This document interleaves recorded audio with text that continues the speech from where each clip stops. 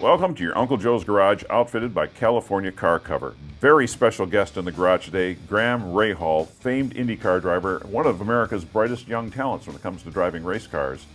So I should be bowing in your direction, considering what I've done to cars along the way. The Verizon IndyCar Series, you drive for Rahal, Letterman, Lanigan Racing, driving a Honda-powered car that weighs 1,500 pounds, has about 800 horsepower. Yeah. Which is a ridiculous power-to-weight ratio.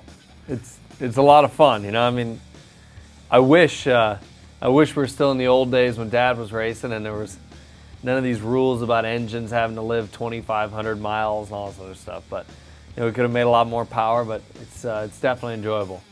Bobby Rahal, his dad, won the Indy 500, Champ Car champion for a number of times, 24 Hours of Daytona. I don't know if he hit Le Mans or not. He didn't win Le Mans, no. He didn't win Le Mans. I don't even know that he ever really competed there. I just remember the sports car thing. That's when sports cars there were no rules. So yeah. You could run anything. You, on your way up, you've already won the 24 Hours of Daytona. That's pretty significant. It was cool. I actually, I won my Formula Atlantic National Championship in SCCA was 30 years after my dad, and my first, my 24 Hours Daytona win was 30 years after my dad. So next year's cool. 30 years after he won the Indy 500. So I'm hoping. There you go. I'm hoping 30 is the magic number. You finished fifth there this year. That was pretty good considering how tight everything was. It was, and in IndyCar this year, I think the Chevys kind of had our number, unfortunately, but to be the top Honda and finish fifth there was pretty good. 2 years ago, we did a question and answer thing for a group of people, and you came up with one of the most profound statements that I've been using ever since. So if anybody thinks this is mine, it really came from him. But I said, I couldn't work with my dad when I was growing up. And I asked you what it was like for you. You weren't driving for him at that point. And your comment was, I think Dad has matured enough to be able to handle me now. Yeah. Well, that's probably true. I mean, early on, and actually, the first couple of years of this whole relationship working together was pretty tough still. But now, even this year, I'd say we've both matured like a lot. Mm-hmm. And frankly, that's, I think, part of the success of this season. But for sure, when I was a kid, we were always at it, always at each other's throats because, Dad knew everything, I knew nothing.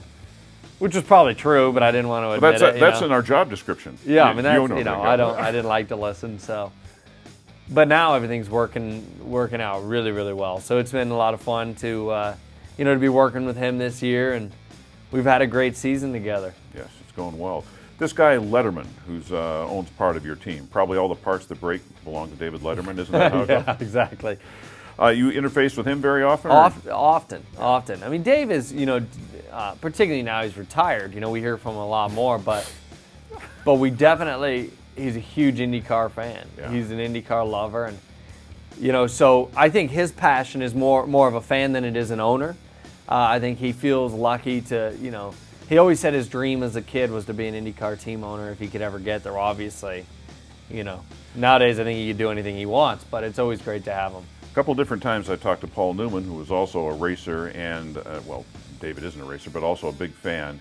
And I was thinking of him and Carl Haas, and I think you worked for that team at some point as well. The thing they had in common with Letterman was Paul and Carl would haul out these giant cigars. So maybe David has a new role to play that he could. I don't know about that. I've never seen Dave with a cigar, but definitely seen Carl on more than one occasion. And yeah, I drove for Newman Haas for 4 years, and that was a great team. It's a shame it's not around anymore. Yeah. I mean, frankly, if you look at some of the more historic team names in IndyCar racing history. Yep. I mean, Can-Am, Sports, whatever we just talked about. I mean, you look at IndyCar. It's Penske, Newman Haas, Ganassi. Yep. Obviously, Andretti's kind of come along here in the last 10 or 15, but over a 30-year stint, those are the names you know. Before we dig into your personal life here, let's go back. What was the first car you ever drove? I was 11 years old, and I drove a manual transmission 1971 VW Bug convertible. Well, at least you weren't overpowered. Don't ask me why, but Dad, we went on vacation one summer, and my family has a cabin in eastern Canada, my mom's side of the family, and Dad calls us while we're up there. He's So excited. We're going to be thrilled when we get home. We got this beautiful new silver convertible car. And he's giving us hints and stuff. And I'm thinking like, maybe it's like an old Gullwing or something, you know, a 300 SL convertible or something.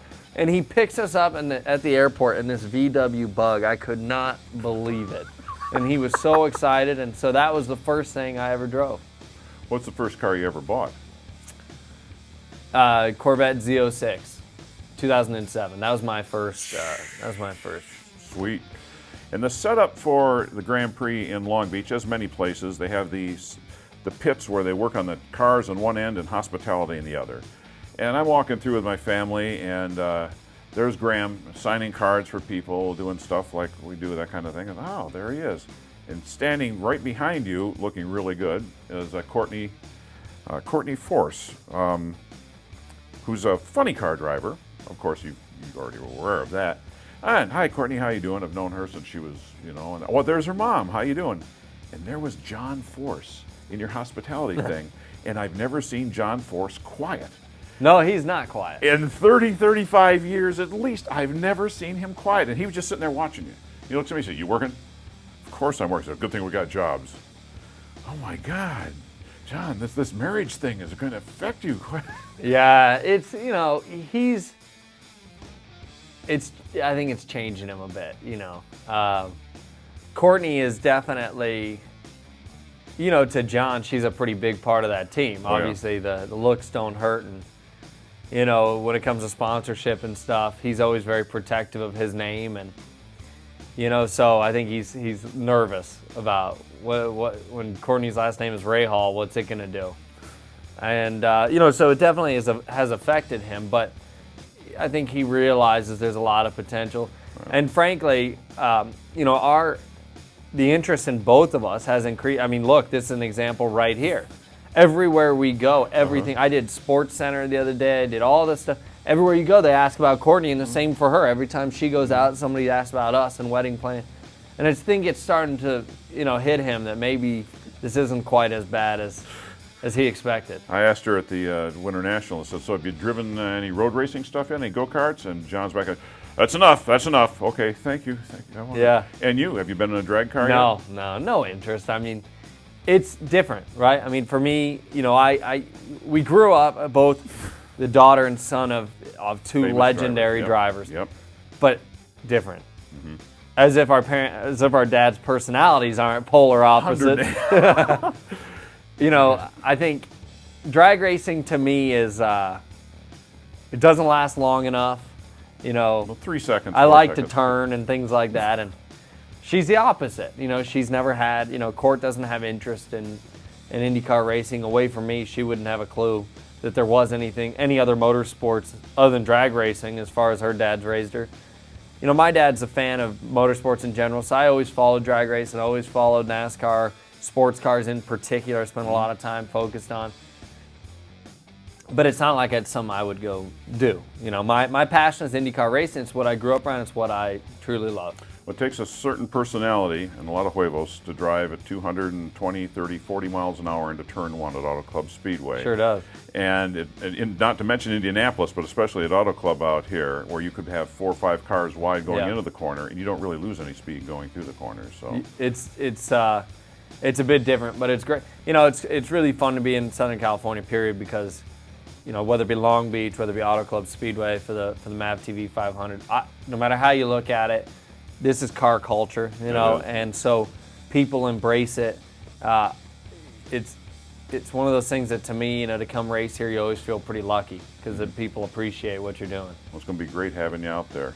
Thank you for stopping by the garage. Thank you. Hey, it's your Uncle Joe Benson right here in the Uncle Joe's Garage. Now, I know that you probably haven't been to the garage as of yet, but I've got some great news. We have created a mobile version of the Uncle Joe's Garage. A mobile version, thanks to our friends at Mike Thompson RV Superstores. Like they always say, don't miss a moment. And don't miss the Uncle Joe's Garage coming to a location near you.